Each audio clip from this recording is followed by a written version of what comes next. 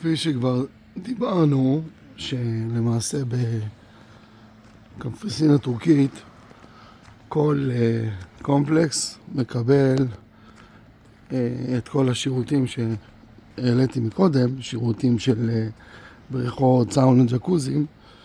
חלק מהשירותים הנוספים זה גם כן חובה, זה למעשה מסעדה שנמצאת ממש במקרה הזה, לא כולם כמובן, במקרה הזה של Four Seasons, המסעדה פשוט נמצאת על המים.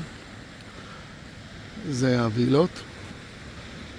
הווילות מגיעות עם בריכות פרטיות, וזה החוף כמובן, שמוכן לאנשים. מה שאנחנו רואים במקום הרחוק, זה למעשה היאנאפה, שנמצאת למעשה 20 קילומטר מקפריסין הטורקית. ופה למשל באים בקיץ, אנחנו כרגע בעונה, כל המקום המהמם הזה נפתח פה להסעדה. זה הופך להיות מסעדה, בית קפה, וזה החלק הפתוח שלו. ובחורף